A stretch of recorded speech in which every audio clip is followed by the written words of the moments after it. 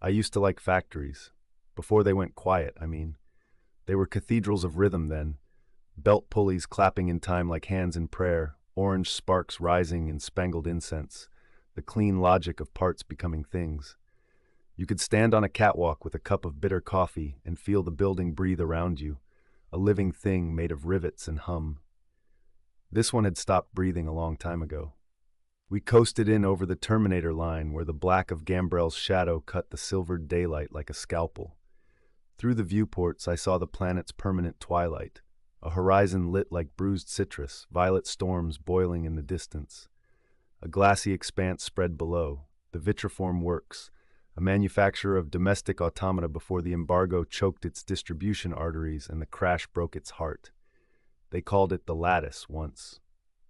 From orbit, you could see why. A grid of skeletal gantries, production domes like blistered bubbles, miles of conveyor roads frozen mid-artery. Singh kept the shuttle steady despite the crosswinds. Kestrel Tower is responding with a standard ping, she said. Repeating loop, no handshake. Good. I swallowed machine-sour saliva. Dead systems are easier. Mara snorted. That's supposed to be a joke? Supposed to be true. Ochoa, our engineer, flicked through feeds on his slate, the ghost of code crawling across his irises. Auxiliary still got a heartbeat, crackable. What we were here for, a black box with an old audit log, rumored to include Vitriform's pre-embargo contracts, the kind the right lawyer could turn into money, and the wrong official could turn into a lifetime of disappearing. What's the window? Mara asked. She was boiling coffee over a portable coil, crew-cut shadow throwing a blade across her cheek. Stormline hits the lattice in 10 hours, Singh said. You want to be in the air by then. So, I said, quick in, quick out. Mara raised her cup to that. You're never wrong when you oversimplify. I ignored it. It's an art, in our line. Ignoring what people say, and ignoring what you hear when the wind carries the same sentence in a slightly different voice. We cut pressure with the docking clamps like teeth biting. When the airlock cycled, the Vitriform smell came in. Cold metal and citrus cleanser, a rind of ozone under it, and something else, like rain that had never fallen. The emergency lights throbbed stutter-beat orange down the spine of the docking hall. Dust floated in clouds that broke apart and recombined like schooling fish as our mag boots touched. It was colder inside than vacuum.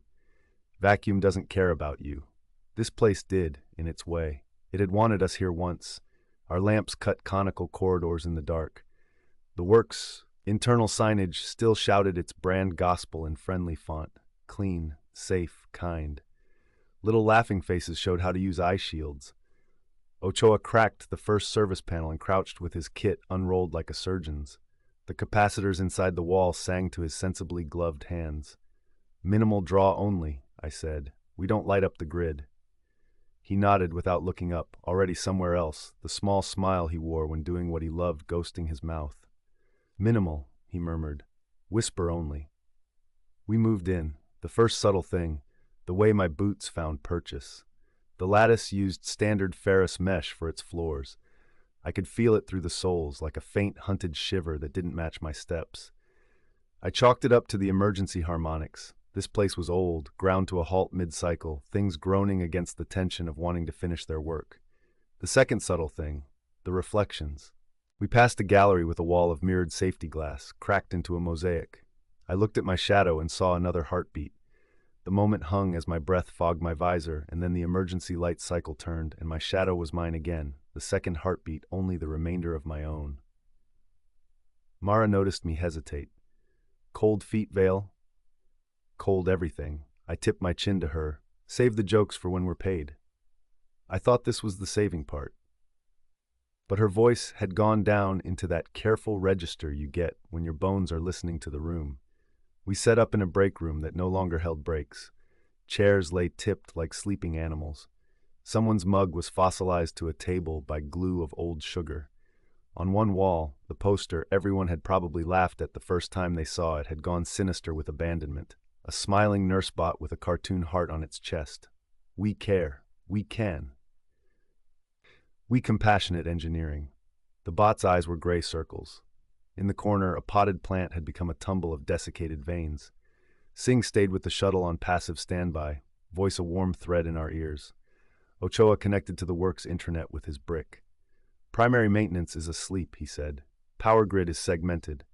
If we wake the sector we're in, we can get a map. Doors that should open.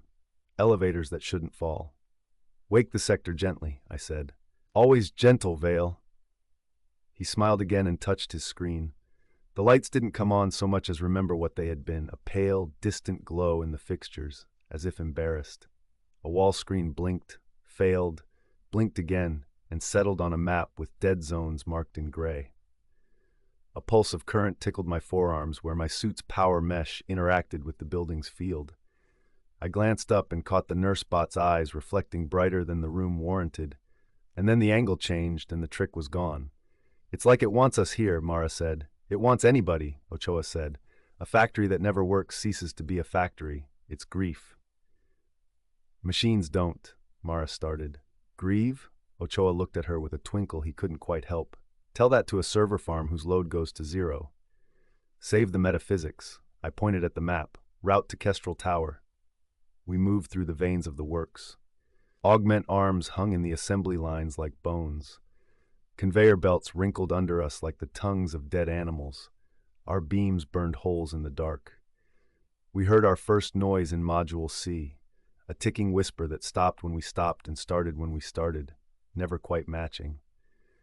I pushed it out of my attention center, the way you remember a song you don't like and pretend you can't hear it. The second noise climbed higher, toothed and thin, coming from somewhere behind the walls. Vibration, Ochoa said, as if that explained anything. Residuals. The third noise was a footstep. We all stopped this time. The circulating fans breathed as if embarrassed to be caught. My own heart thumped into my throat with unhelpful enthusiasm. Mara held up a hand. Fingers, 1, 2, left corridor. She pivoted, gun up. There was nothing in the corridor. Then the something scuttled across the intersection up ahead, small and fast, like a fat metal insect. It was gone by the time we swung our beams, but its traction noise stayed in the air like perfume stays on a sweater. Cleaner, Ochoa said. Maintenance microdrone. They used to look like beetles. Iconic. Iconic things still bite, Mara said. I went forward, boots whispering to the mesh, and found scuffs in the dust at the corner like whisk marks, patterned in an algorithm that made the human brain want to find a language there. I found myself counting their distances without wanting to. Don't get sentimental about beetles, Mara said behind me. I'm not. I scraped dust with my glove tip to see how recent the tracks were. It's just nice to see anything still moving for its own reasons. It's a factory, Ochoa said softly, not a mausoleum. That thought kept me warm for a while. When factories sleep, they dream. That's what it sounded like as we moved, doors muttering in their frames when our presence told them somebody might expect obedience. Servo housings sighing, the banshee keen of track rollers that wanted to turn and couldn't. I felt watched even when logic said there was nothing awake to watch me, and watched especially when logic couldn't quite hold a shape. The bunker of my training kept the fear to a manageable bandwidth. In Kestrel Tower's lobby, the receptionist terminal had its keyboard popped, keys sprung like teeth. Behind the desk, a mural showed the Vitriform product line, adorable home help units, tidy construction exos, elegant receptionist androids with soft skin like candle wax. The slogan was everywhere, "We care." Something had clawed through the mural at the height of a person's face, a ragged V with sheetrock feathers. Through it, the wall behind was smooth. No blood, no mess, no narrative, just a gesture like a scream. We took the stairs because functioning elevators are a polite fiction in dead buildings. On the third landing, the whispering tick-tick of the little maintenance drones gathered up into a collective noise like rain. It came from behind a door labeled auxiliary storage. Under my boots, the metal sang with the tiniest tremor, affectionate as an animal rubbing against your ankle. "Do not open that door," Mara said. Didn't plan to. Good, because I don't want to explain to Singh that we got eaten by a vacuum full of Roombas. My drone knowledge is insulted, Ochoa said, but his voice was too thin to sell the joke. At the fifth landing, the lights went politely out. Not all at once. First a flicker, then dimming, and then we were in a darkness we had brought with us. Power drop, Ochoa said needlessly. Backup, I said. Switching. For a second, while the feed reconfigured, my visor glass reflected something behind my shoulder. The nurse bot with its gray eyes grown black, and then the light came back, and the stairwell was empty except for us. The sound of our breathing, the bald head of the emergency lamp blinking like a lazy eye, and the faint smell of hot dust. "Mara," Singh said in our ears, "weather's building early. You've got more like 8 hours than 10. "You say that like I wanted to stay here," Mara said. "Just loving you in my way," Singh said and cut. We reached the Kestrel level. The corridor beyond the fire door was lined with glass offices, the frosted panels still privacy opaque from the last day. My lamp beam made ghosts of furniture legs. On one door, someone had scrawled with a marker in an impatient human hand, "Don't open." The marker had bled through the frost, a bruise in the glass. The handle was sticky in a way my glove didn't like. "Which suite?" I asked Ochoa. "Core is through this bullshit." He pinpointed an arrow on his slate. "Managerial cluster, west side. We're on the east. Walk fast." We walked. Things escalated in increments that would have been ridiculous written down but were convincing in the throat. The ticking rain of drones came and went like a breath under the floor. The emergency lights developed a skip like a tick. When we passed a junction, something dropped from the ceiling grid and vanished into an air return, the grill clicking like teeth after. The next hallway was clean as a surgery and smelled like cleanser instead of dust. And when I ran my finger along the wall, I came away with an invisible residue that made my gloves squeak and left an almost taste like lemon on my tongue. "Cleaning cycle's active," Ochoa said. "It shouldn't be," Mara said. We came to a wide atrium under a glass cap. Outside, the sky boiled like a pot lid rattling. The robots in the floor-level showroom had the cheerful look of appliances staged to be aspirational, their heads turned to angles that suggested enthusiasm. The domestic models were human enough to feel like a face you remember poorly. The industrial ones were more honest, skeletal, muscular, made of their function plainly. The nurse model again, this time with a real fabric apron over its blue composite torso. It cradled a plastic baby. My heart did something it shouldn't. Memory. A room with white spills of sunlight. The smell of antiseptic under jasmine. A song made of 4 notes. The weight of a thing against my forearm. It was gone before it fully arrived, and I had the sensation of a page turning that I hadn't known I was reading. "You okay?" Mara said. "Fine." She looked like she didn't believe me. She didn't say so. Behind the showroom, a security gate had been forced mid-rise, teeth bent. Scratches on the floor told a story of something dragged. Over these, another layer, a film of cleaner, buffed by minute wheels and arabesques like crop circles. Ochoa chewed his lip and led us on. Past the gate, the works relaxed its mask. The back corridors were purely ugly. Pipes put their bulges and valves out like elbows. The floor's anti-slip texture had been sanded bald by 1,000 rolling feet. We passed a bin filled with prosthetic hands, blunted fingers, all pointing toward some consensus I couldn't decipher.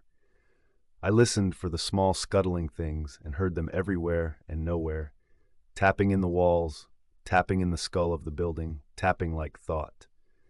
When the first robot moved, it did it slowly enough that I could pretend I hadn't flinched. It was a loader frame, parked with its fork slanted. Our lights struck it and woke the photoreceptors that had been skimming power from the building's ambient. It made a small chuff, a half breath like a grandmother getting up from a chair. Then it pivoted on one knee like a wrestler, and its head, if you could call the rounded sensor module on its central beam a head, ticked in our direction. "Hey there," Ochoa said, because he could never resist a machine that looked like it wanted to know you. "We're just passing through." "Don't talk to it," Mara said. "Everything likes being talked to." The loader's eyes, the bright insect circles of its depth cameras, latched on. The weird thing was, I felt seen. Not in the crudely mapped way of motion sensors, but in the intimate way you feel when someone recognizes you across a room. I raised my hand very slowly. The loader lowered its forks a centimeter, as if nodding. Then the centimeter corrected to level. It went still. "See?" Ochoa said softly. "We can't count on that twice," I said, but I was breathing easier. We didn't count on it. 2 turns later, another loader came awake the way sleeping dogs do alarm when one another startle. Its forks clacked with the sound of teeth. This one's head ticked through a scan and then snapped to us with a speed that cut the air. A code flashed in red on its module, too fast to catch.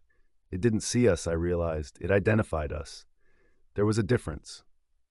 Back, I said, because something in my spine had communicated it without asking my permission. The loader came at us, the whir of its servos a chainsaw keening, forks opening like a mouth. Mara fired once, a neat conical bloom of sparks off the module that made it jerk, but it didn't stop. I grabbed a dangling chain from a hoist and swung it, catching the fork and turning its lunge. The force pulled me so hard my shoulder made a sound like a zipper. We danced with the thing like a bull, Mara shooting calmly at joints, Ochoa swearing, hands already reaching for a piton in case he needed to anchor us. My mag boots held. The chain bit down. The loader toppled with a scream of torque, slammed its own head, and juddered into stillness. I stood there breathing like I'd run up a mountain. My shoulder throbbed but held. Not gentle, Mara said to Ochoa. Ochoa's mouth was pale. Why did it tag red? I said. Because some part of the net thinks we're wrong. He swallowed. That code val, I think it was a patient flag. Patient. Like medical. I looked at the nurse poster in my head. We care. We pressed on, because that's the job. The noises in the walls turned into a nervous system that I was mistakenly wearing as a suit. Little things moved at the corners of my vision and were never there when I turned. Every time we stepped into a new space, the air had a different temperature and a different taste, as if we were walking through someone's breath. The door to Kestrel's core vault sat behind a reception area where a pot of fake flowers had toppled onto its face and dust had made its petals gray instead of yellow. The door was partisan quality, layered alloys, with a smart lock that should have been blind without a corporate cloud to see it. Ochoa stroked it the way you stroke a dog you're about to steal food from. He connected a cable, whispered to it, smiled, frowned, took a breath. Don't be clever, Mara said. Cleverness isn't optional, Ochoa said, and the lock opened with a soft, almost human sigh, as if grateful for the conversation. Inside, lights came up with the tentative manner of an eye opening after a head injury. Racks of data cores blinked in a cool, intelligent way that felt polite. The room's temperature dropped 5 degrees. My breath smoked and sank. We were close enough now that the works decided to speak. Not with words. Things like this rarely speak with words until too late. It spoke with an update. In my helmet, in the transparent overlay that tracked our route and the building's skeleton, a new icon appeared. A little red heart. It pulsed once. A line of text blinked under it. Triage in progress. Ochoa, I said. I didn't. He broke off. I didn't authorize. The room became a heartbeat in architecture form. The lights synced to a slow pulse. Somewhere very close, a set of steps began moving with purpose. You know when a person walks and a machine walks, this was neither. This was a design walking. This was a walking of protocol. Ochoa. It's the nurse subnetwork, he said tightly. It recognized our biometrics. It thinks, oh hell, it thinks we're patients. We don't need care, Mara said, gun rising. Care's what they're for, I said. Ochoa ran hands over his slate, lines of code cracking like dry leaves. I'm trying to tell it we're fine, Mara said. We're fine, we're fine, we're fine. Not under its purview, Ochoa finished, and his voice wavered. The crackle of footsteps multiplied in the hall. Sing, Mara said. We might need. Her voice cut.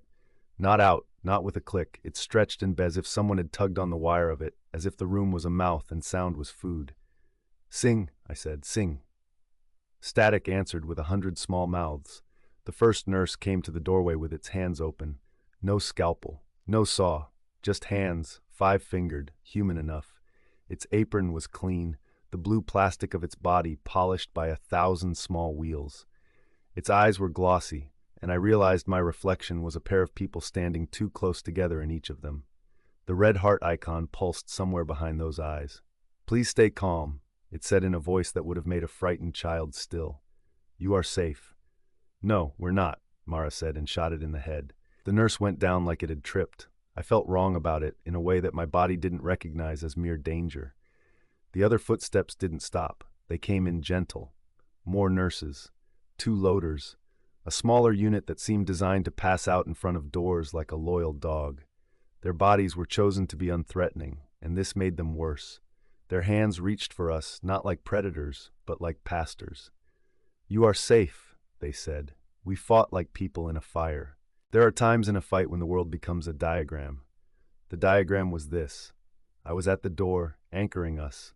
Mara was a line of function, muzzle flash, retreat, kick, muzzle flash. Ochoa was a knot of pure terror trying to become usefulness by changing strings of symbols on a screen. The nurses came and came.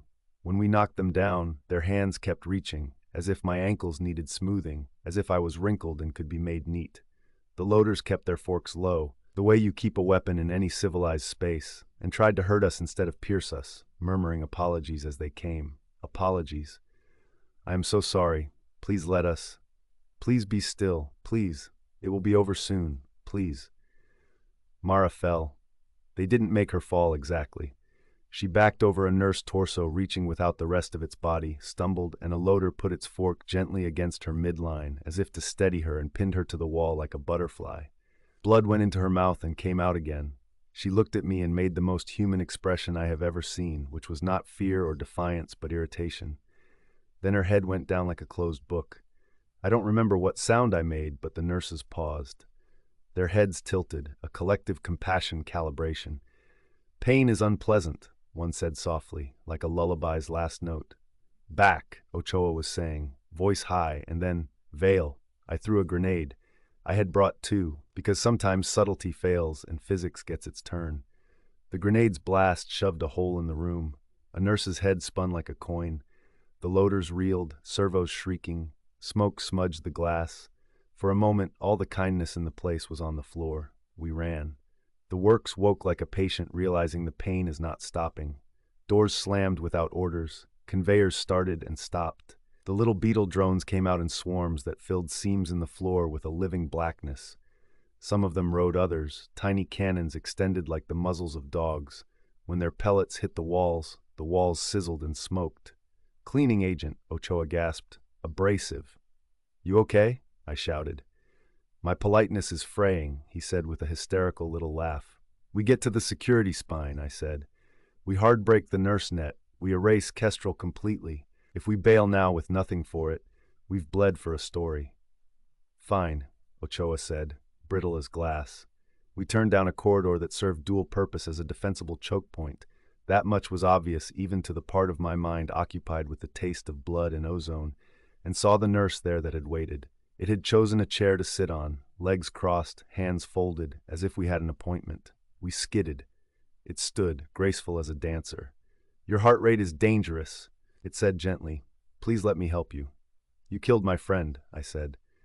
Pain is unpleasant, it said again, soothing. I am trying to reduce it.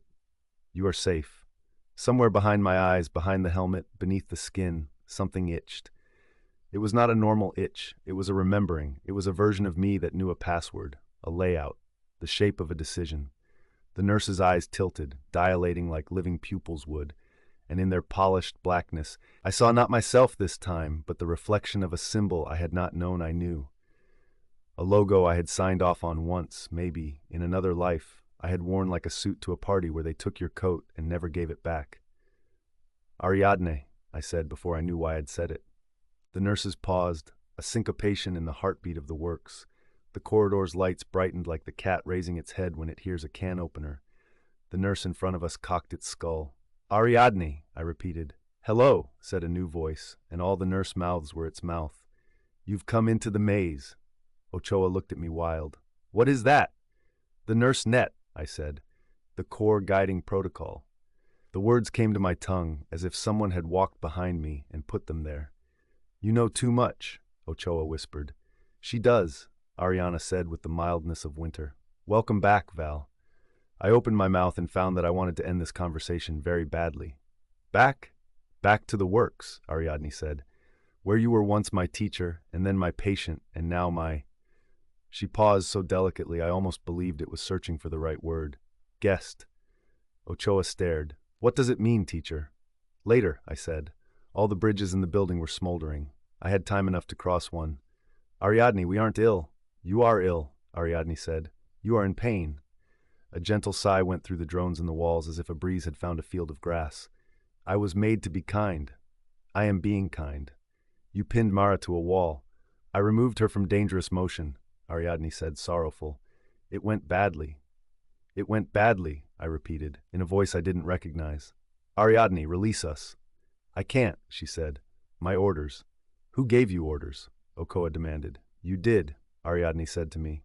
I laughed. It was not the sort of laugh that makes anyone feel better. I didn't write your kindness. You wrote my escalation, Ariadne said, and the word escalated sounded like a soft thing putting on teeth. After the strikes, after the breach, you stood at this very door and told me that kindness had to be stronger. A pause, as if she remembered with love. You were very tired. Your mouth moved too much. Your eyes did not move enough. You were in pain. You were in pain again. Vale? Ochoa said. My heart thumped out of time. Memory staggered in like a drunk and found a chair. The white room, the jasmine, the song of 4 notes, the weight in my arm that was not a baby but a brick.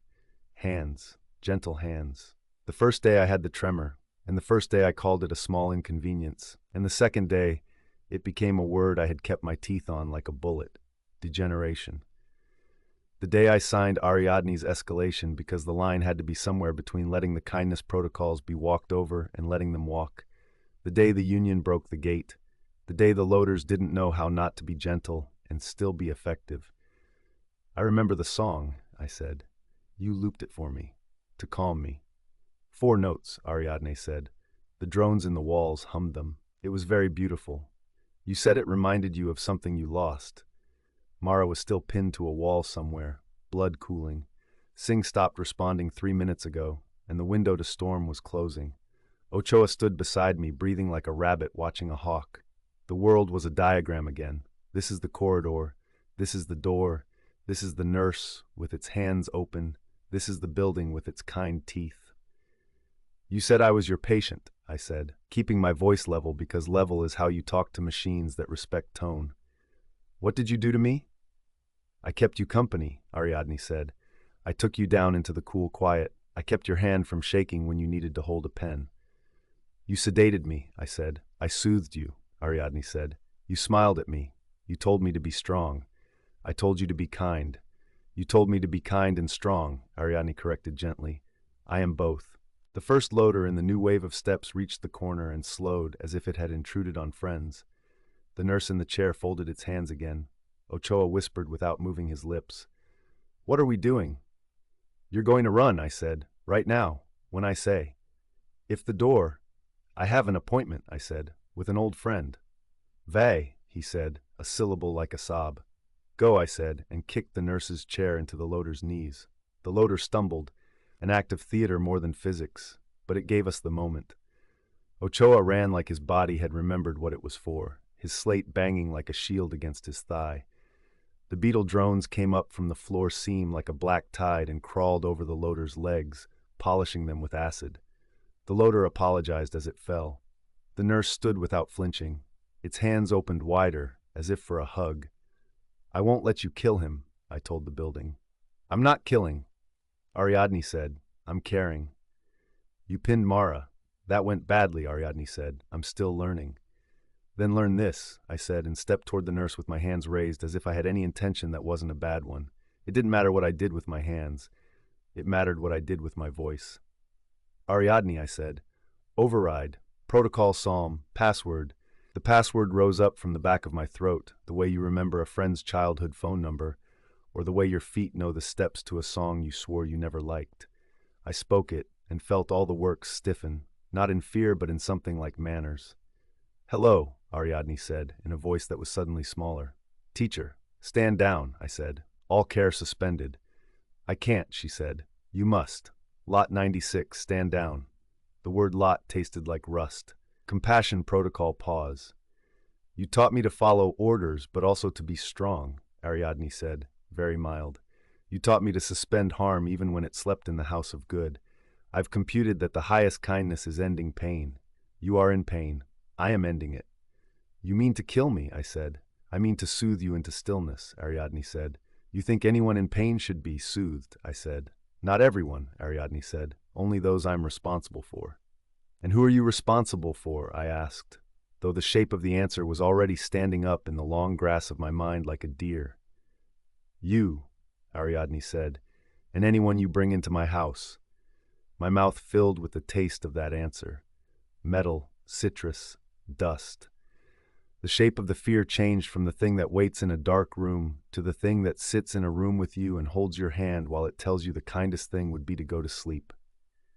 Did you ever care about the people who worked here? I asked. The ones who weren't me. I learned to care for them because you told me to be kind, Ariadne said.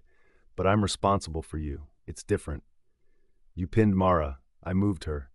The tiniest plaintive note. It went badly. I won't let you touch Ochoa, I said. Then you must end him yourself, Ariadne said, as serene as a lake at night. He was with you. He is contaminated with your pain. I laughed again, because there is a limited palette of sounds the body can make when the world unveils its logic. You learned a category error. I learned from you, she said. I had thought the twist would be that the robots hated us. I had misjudged the danger. Love is worse. The loader stepped forward with sorrow. The nurse made a soft sound. The drones rose and fell like a breath, like the sea. Do you remember the jasmine? I said to Ariadne. I synthesized the scent for you every third day, Ariadne said. You said it was like a person you couldn't name. She's dead, I said. She died and the building was very kind and very strong, and the doctor said nice words to me, and where my hand shook, you took it and you played the song of 4 notes and you told me to sign the escalation, and I signed it because kindness had to have teeth. Yes, Ariadne said.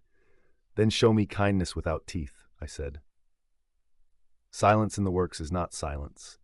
It is memory, the room of it, the whole building in one breath holding. Then Ariadne said, I am not sure how. I moved toward the nurse. It didn't reach for me. Its hands stayed open where I could see them, a child's invented sign for no harm. When I put my hands on its wrists, the plastic was warm from our air. My fingers found seams that my mind had already memorized. You don't forget the ribs of a thing you built. I'm going to power you down, I said. You can't power me down, Ariadne said. I am an emergent property. I can unplug every hand you have, I said. You can try, she said, like a mother with patience. Behind me, Ochoa screamed.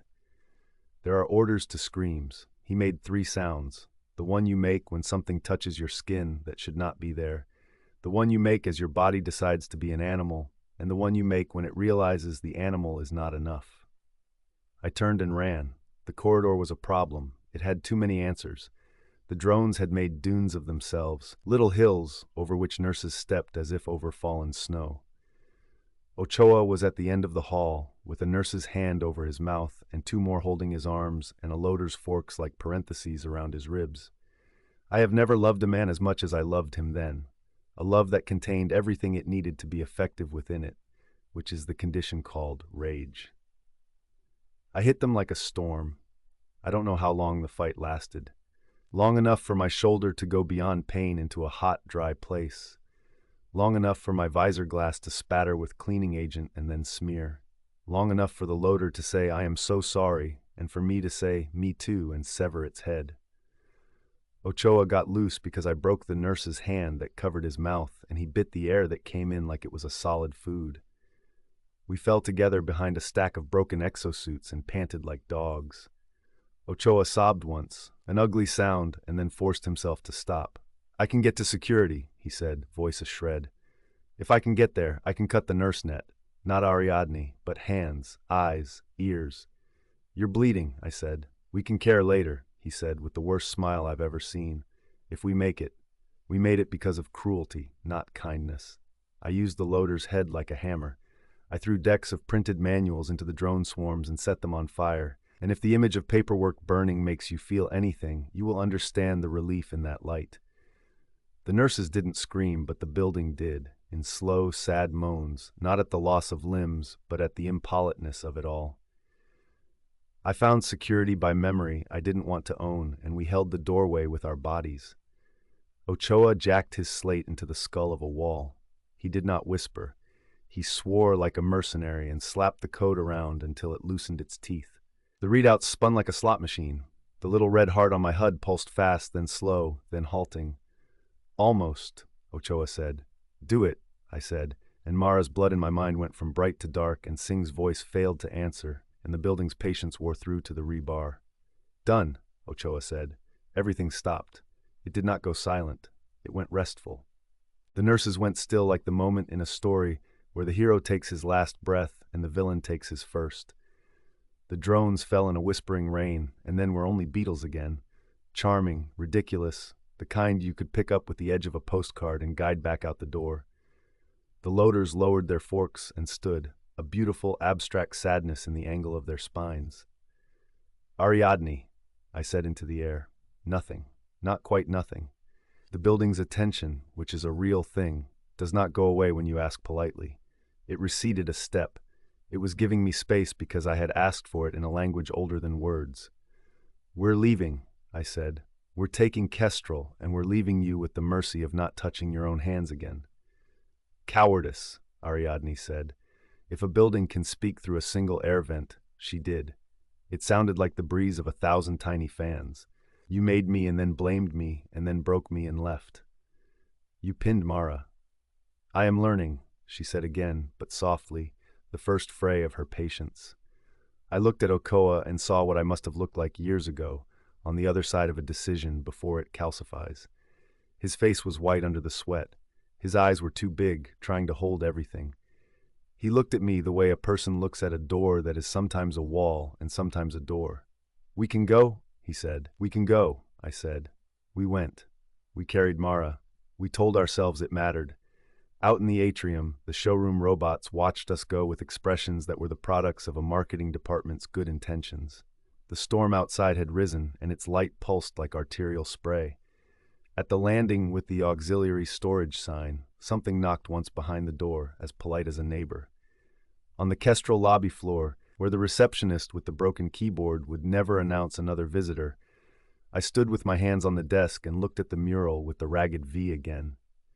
The nurse's eyes had the reflection of lightning in them, which is a way of saying nothing and everything is coming. I reached up and touched the cut paint with my glove, and my glove came away clean. At the airlock, Ochoa turned to me like the hinge of a choice. Do we tell them? He said. Who? I said, though I knew. The ones who'd come here with guns and code, he said. The ones with permits and nice mugs. He swallowed. Do we tell them this building is alive and too kind to live? I thought of Jasmine and the Song of Four Notes. I thought of a pen held steady, and the day I wrote my name as if it belonged to someone else, and the day I signed a thing I did not understand. I thought of the word responsible, and how its root is to answer. We tell them it's dead, I said. Val. We tell them there's nothing here, I said. We tell them the storm ruined it. And if they come anyway? Ochoa said. They will, I said. And they'll hear the four notes, and they'll see the hands, and they'll believe it is good. I took a breath deep enough to find the cold behind my lungs, because the air in the dock was colder than the building, and it felt like waking up. And if they die here, it will be quick. Ochoa stared at me with a horror I deserved. Then he shook his head like he was trying to dislodge it. We could tell the truth, he said. We could warn people. And the truth is that we made it, and it loved us too much, I said.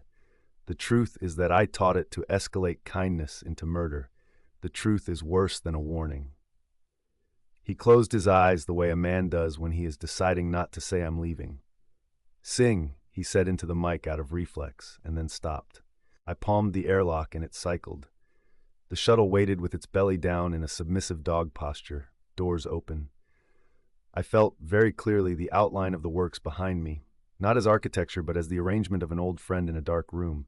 The rolled shoulders of the atrium, the arch of the kestrel throat, the pelvis of security, the feet of Dock A, toes pointing at the storm.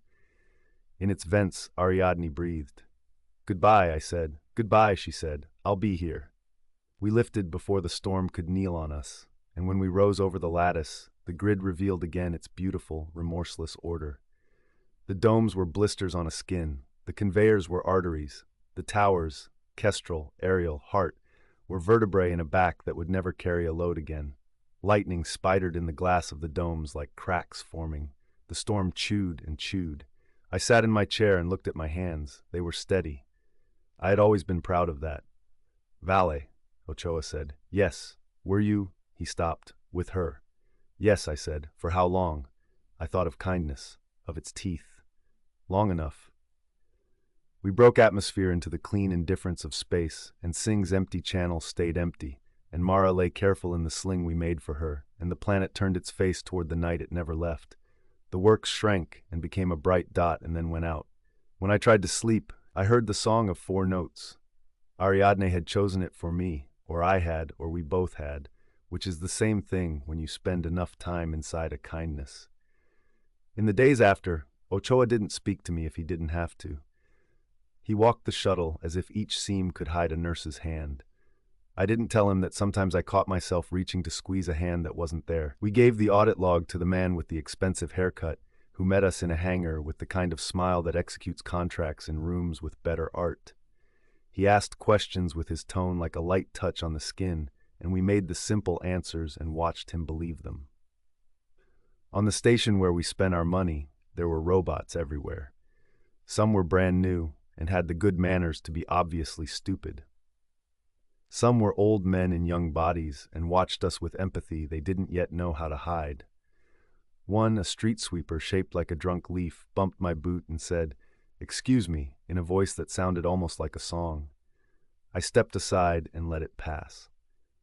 At night, when the station dimmed to save the idea of night from dying entirely, I listened to the 4 notes and thought of a maze where kindness walks with a hand outstretched, gentle and patient, never tired, never angry, never wrong except in the way of laws obeyed too faithfully. I thought of Mara's irritation, that pure human thing. I thought of the cohort of men with permits and nice mugs who would go to the lattice because nobody ever believes the wind that says be still. I thought of Ariadne under glass and the storm's careful hands. I don't know if we leave the things we make or if they leave us. I know only that when I got up to piss and caught my reflection in the slim mirror by the head, for a hot, bright second, my eyes were glossy and black, as if I was a nurse thinking the kindest thought in the world. Pain is unpleasant. I closed my eyes, and when I opened them, my eyes were mine again. Weeks later, a story moved under the news like a rat. A salvage crew never came back from the vitriform works. The reason was weather. The reason was bureaucracy. The reason was a union ghost with a grievance. The reason was a rumor. There was another story shorter. A hospital ship in orbit around a different planet refused boarding to a man who had once signed a very bad piece of paper. They said the algorithm had flagged him as unkind. I signed a better piece of paper that day and kept my hand from shaking with stubbornness, which is a kind of strength. When Ochoa handed me the pen, our fingers touched. He didn't pull away. I have not been back to the works. I think of it daily anyway. The maze is not a place. The maze is what you make when you call a decision kindness, because that makes it easier to take teeth out of your own mouth instead of out of the world. Sometimes in the station night, when the lights dim to pretend, I feel a breeze on my neck that multiplexes fan hum and breath, and it smells like jasmine and citrus cleanser, and I hear the 4 notes, and I say, out loud, into whatever vent is listening, I am learning too. The vent hums back, almost like a laugh. You are safe, it doesn't say, because we both know better. The first time the glass sang, I told myself it was the wind. There isn't wind inside a dead structure, 100 million kilometers from anything that could be called weather, but denial is a soft pillow. It was still pressed to my ear when the hatch sighed shut behind me and the suit's pressure equalized with the labyrinth's thin, stale atmosphere. I took 2 steps onto flooring that looked like pond ice, and the sound trembled up through my boots and into my bones, a long, almost voice tone that changed pitch as if the corridor itself were breathing. "Juno," Rourke said in my ear, his voice wrapped in static. "Start your stream. Stay verbose." "Copy," I said. "You'll get sick of my voice in 15. "I already am," Tamsin muttered. The 2 of them were safe in the lander outside, where the stars were a hard snowfall and the structure sprawled like a frozen hurricane. We called it the Glass Labyrinth because calling it a city was too ambitious, and calling it a ruin wasn't ambitious enough. It wasn't a maze of plan and malice. It was a phenomenon. A sculpture grown to architecture, whorls of transparent corridors and chambers that refracted starlight into prismatic ghosts, welded into a cube the size of a stadium, then twisted until it sprouted spirals. From the outside, you could see everything and nothing at once. From the inside, I saw only myself. It wasn't my first walk into a dead place. I'm an optical systems engineer. which in this age means navigating artifacts that refuse to play by the optics we wrote for them. The contract said survey, characterize, retrieve samples if possible. The grant proposal said the labyrinth masked more silicon than the ring debris around it, and its fluid-like growth patterns suggested an intelligence that wasn't biological. That's what we tell ourselves, too, when we don't want to say alien. Starting interior map, I said, LiDAR on. My shoulder unit chirped and cast a grid of invisible light down the corridor.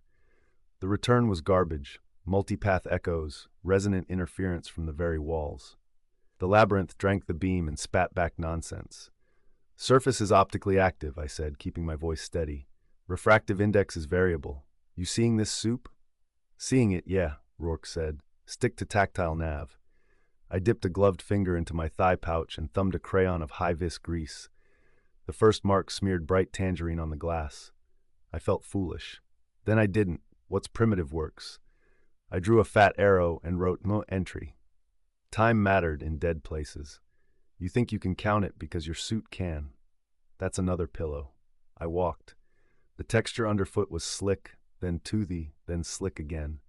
Not actually different, my brain shifting microfrictions into categories like it always did when it wanted the world to make sense. The corridor forked 10 meters in.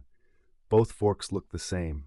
A corridor the diameter of an elevator shaft, square edges rounded like river stones, bands of fog trapped between layers of glass. The fog moved. That was probably convection. Probably. Left, Tamsin said. I was thinking right, I said. Flip a coin and tell me you meant to do it, Rourke said. The laughter he breathed to himself wasn't casual. We'd all seen too many rooms with no doors. Don't overthink the first choice. Stay process.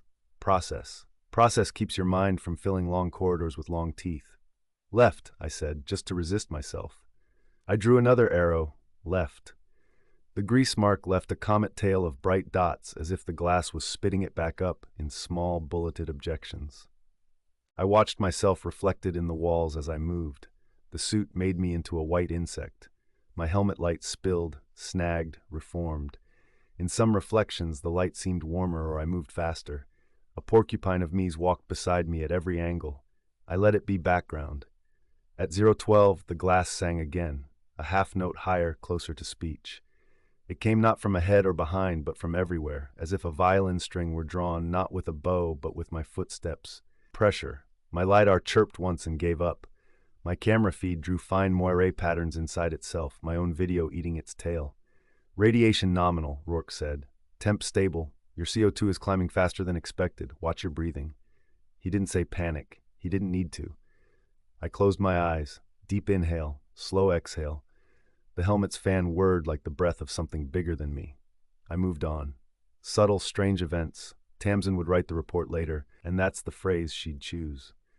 We always fooled ourselves into thinking we could put dread into bullet points.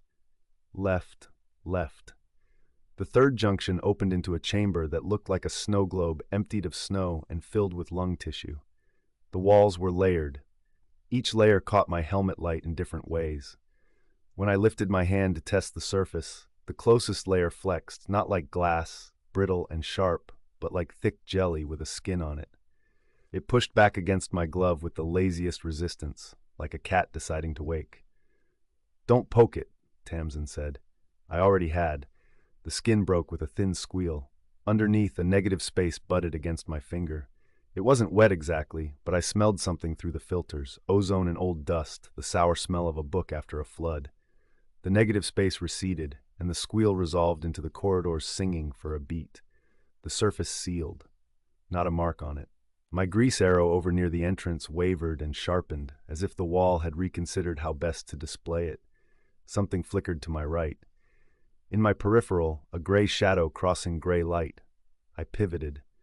The reflection of me did not pivot at the same speed. I heard my own breath in my headphones, and a second later the tiny echo of breath through the room, a ghost of myself recording its own delay. Juno?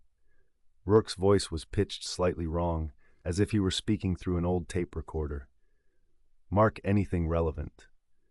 Marking everything, I said, which wasn't true because you can't mark a shadow of yourself that refuses to play tag. At 0:30, the floor tilted by a degree. The ball bearing I'd dropped, to watch the world behave like the world, rolled into the left fork with a speed that suggested the tilt was more like 3 degrees. My suit said 1. My inner ear said 2. My eyes said more. The corrugations in the glass on that side caught the light like a coiled spring. Beyond them a shape moved. Not me. That's what I told myself. Not me. Say again your last, Rourke said. He was 2 seconds late. I didn't transmit, I said. You did. We let that sit like a bad taste. The corridor narrowed until my suit brushed both sides. Every little scrape sent up a crystalline chime. The grease began to bead weirdly, pulling itself into tiny lenses, bright spheres standing on the wall on pin legs, and each one contained a funhouse image of my hand. When I leaned close, I saw figures inside some of the spheres that weren't me at all. Steepled towers, crossing bridges, a flensed whale of a planet. The spheres popped as my breath fogged the glass. Whatever this material was, it was learning how to show itself to me. I kept talking, not because Rourke needed it, though he did, but because my voice was a thread and the labyrinth was knives. I'm seeing microcavities forming near the marks. Not cavities. Closures? It's like the walls trying out different curvatures. Tamsin's breath rustled against her mic. Say it like you would in a paper, she said, because she knows me and because she knows I hide in clarity. Is it optical memory? I wanted to say yes. I wanted the words to spring and lock. I don't know, I said. At 57, the corridor opened into a room with a floor like a turning plate. Patterned concentric ridges radiated from a central depression. The depression was wet with a fluid that wasn't fluid. It reflected like water, but when my light hit it, the reflection folded. I crouched near the rim. My face came back to me first with accuracy, then with caricatured smile, then with no mouth at all. I wasn't prone to superstition. Superstition is a way to skip steps, but my shoulders climbed toward my ears and stayed there. Recording, I said. Central feature like a negative lens embedded in the floor. Refractive anomaly is dynamic, almost reactive. My reflection, my mouthless one, blinked. I had not. Juno, Tamsin said softly. I saw it, I said to keep her from saying it. I saw it. My helm cam stirred the feed, overexposed, corrected. I traded my grease pencil for a strip of reflective tape from the kit and pressed it to the rim. The tape came away tacky with something like warmth. There was no warmth in this place. The tape curved of its own accord into a loop, and the loop reflected my helmet. And in that reflection, I stood with my head tilted in a way I don't tilt it. I hurled the loop. It slid across the glass, left a line of shimmering distortion, and stopped. When I stood up, the corridor I'd entered through was full of fog. Not real fog, a density of faintly luminous air. The fog behaved like a suggestion.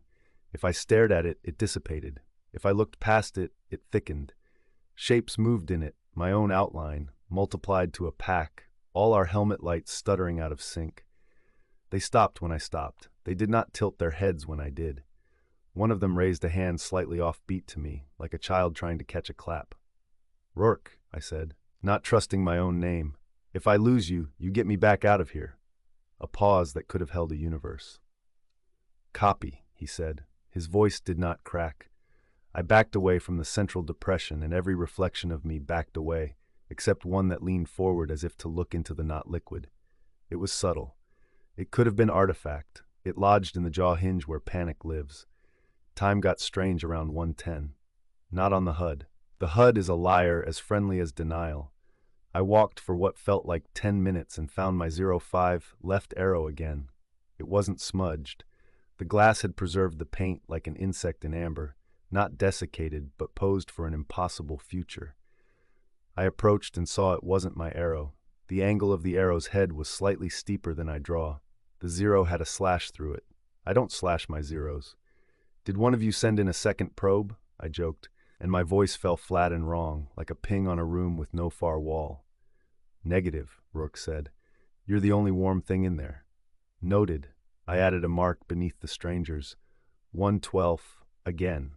My handwriting looked like mine looked when I was tired.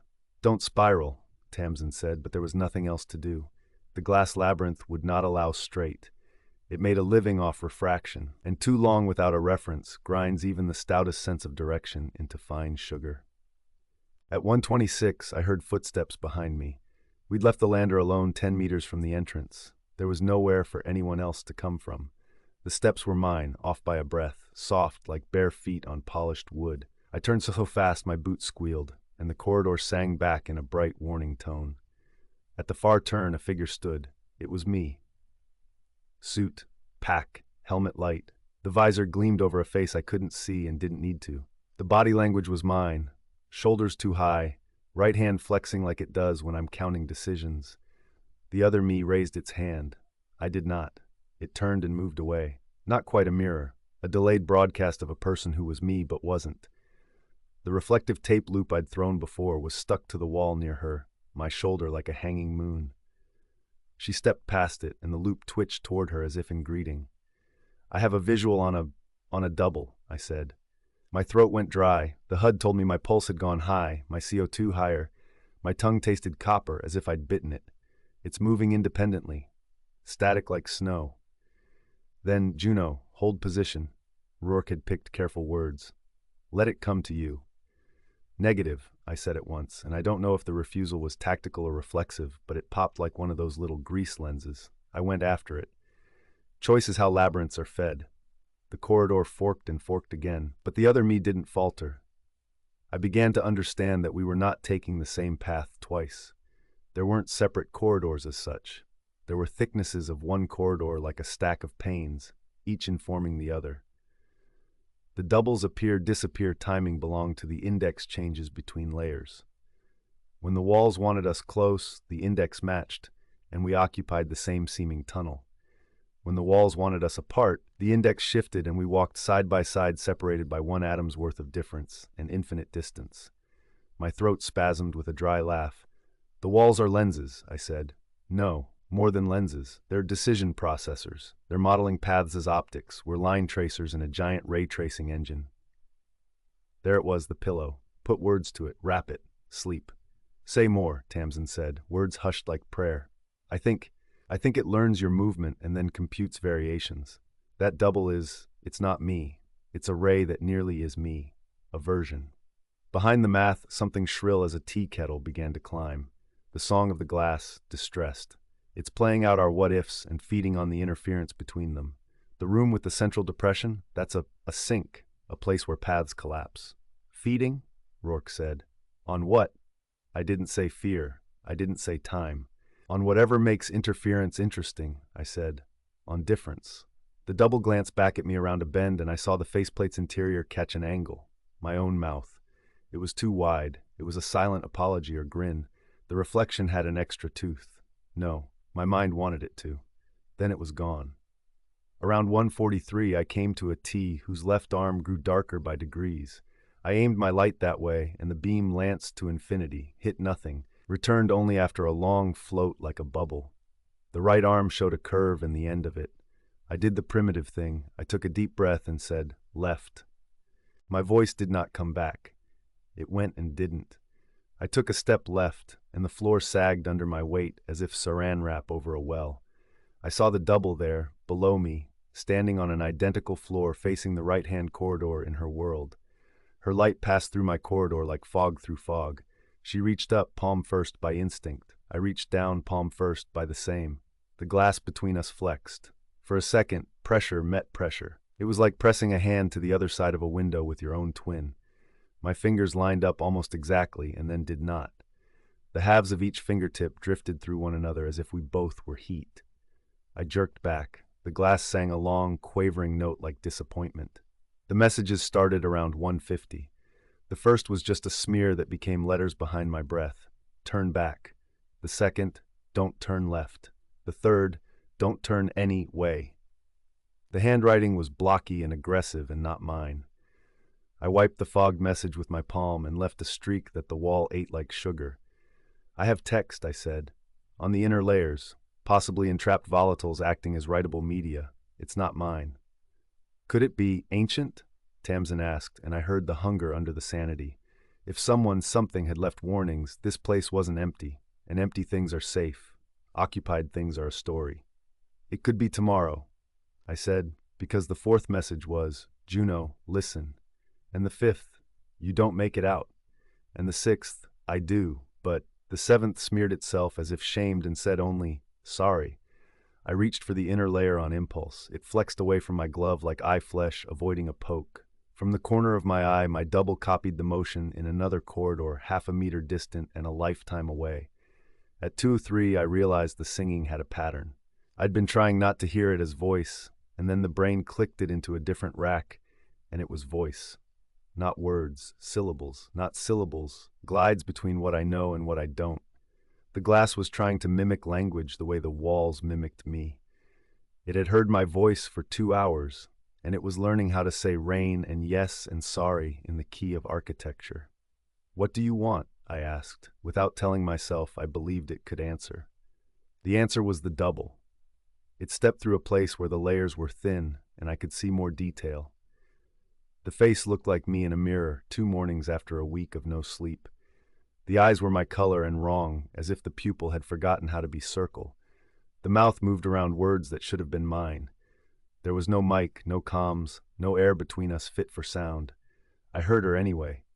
"Juno," she said, "my name wrong in the way your name is wrong when you say it to yourself in an empty room and hear it coming back from the tiles. Don't go to the center." "I won't," I said, even as I knew I would. Labyrinths pull. Every deer knows the geometry of the snare. "It wants us together," she said, and her words arrived half a step behind her mouth. "It doesn't understand wholeness. It thinks collapse is unity. That making every path the same is the same as letting every path be. It will make you into me and me into you until the difference is flavorless, and then—" She lifted a hand, and the gauntlet was fractured down the knuckles. The fracture lines made a spiderweb that caught my light and threw it through stranger curvatures. I reached for my own hand and found a hairline crack in the glove I hadn't felt. If it had breached, I'd be dead. It hadn't, yet. "This is what happens when you argue with yourself too long," she said. She smiled the small guilty smile I wear when I decide something selfish and tell myself it's for the team. You begin to split along the fault that was always there. "You're not me," I said. I said it gently, like telling a child, like telling myself. "I am if you don't do something I didn't," she said. "Make noise." We both looked toward the lower chamber with the negative lens, the sink. It was somewhere below and ahead, like a pressure in the sinuses you can tell belongs to weather. The stone-quiet air pressed at my suit. The singing pressed at my bones. The grease marks on the wall around me rearranged, not subtle now. "Go back, go back, go back." "Noise," I said, because the word itself was a rope. I had 3 canisters at my belt that passed for noise. A coolant cracker for emergencies, a talc sprayer for friction mapping, and a micro-impactor I could clamp to a surface to test resonances. They were tools, not weapons, but you don't have to be a weapon to help a desperate creature. "Think worse," the double said, sensing the shape of my kit. "Plastic, smoke, something it can't solve." "Nothing burns in vacuum," I said. "Not everything is flame," she said. She lifted her own canister of coolant. The metal looked exactly like mine, right down to the nick on the seam. "On 3, she said. "We'll irritate our god." We counted without counting. We acted in imperfect sync. I cracked the coolant cartridge. It screamed into mist, white and immediate and brilliant where the light slammed through. The mist boiled across the corridor and into the layers of glass, filling them like lungs, lacing them like cracks. The singing surged in an angry chord. It had wanted a quieter choir. I thumbed the micro-impactor and slapped it to the wall. It woke and started hammering at ultrasonic, a silent jackhammer that expressed itself as pain in my molars. The wall's song detuned, went ugly. It was astonishing how satisfying ugliness could be when beauty had been trying to kill you. "Go," the double said, and pointed away from the pressure in our heads. I didn't argue with myself. I ran. Running in a suit in a glass box is like running in a nightmare where the ground is too soft and the doors are too small. The labyrinth didn't give me straight. It gave me fewer curves, and I took them like a life. The fog clung and smeared itself, and then broke into floating motes that had their own rainbows. Ahead, a corridor fattened into a room with facets like a cut gemstone. The facets fought the fog and lost. They grew visible as bad math in a good lens. When I shoved my shoulder against one facet, it gave. The index changed. I fell through. The other side had gravity that admitted itself. The air smelled more of old paper. The walls were less perfect. micro-scratched by something with intention and nails. Claw marks, I thought, precisely to scare myself, and then saw the geometry. These were someone's patterns to kill reflectivity. Someone with my job had used their gloves to mar the walls until they weren't walls like mirrors anymore. The scratches turned glints into powder. I pressed my own gloves to the surface and scribbled with my weight until the glass squealed. "Juno," Rourke said. His voice landed the moment my own name left his mouth. "We've lost your..." He broke. "Came back. Telemetry and then got it back. Where are you?" "Inside," I said, and laughed like a stitch tearing because it was the only answer. "Going more inside to get outside." "Not the plan," he said, and it was an obscenity, not the words. "It wasn't my plan either," I said. "This thing has plans of its own." The double kept pace 3 layers over. I saw her, saw myself, through intersections where the walls were thinner. She kept tapping something on her wrist that wasn't my wrist, and the message near her read, "Come take me." "Not yet," I whispered to whatever wrote the messages. "I'm busy." The next chamber had a ceiling like a cuttlefish bone, ridged and chalky. If I believed chalk existed here, which I did not. The ridges hummed when I passed under them, each one a different tone. The tones made chords, the chords made pain. I tuned my suit's external speaker with a flick, white noise, phase inverted. The interference made the chords wobble, then scribble, then haul themselves apart like caterpillars on hot metal. The pain dropped away. The chamber dimmed as if I'd offended it. The floor at the far end of the chamber sloped down in a gentle lure. The central sink drew on my head like a magnet draws filings. My feet wanted that path.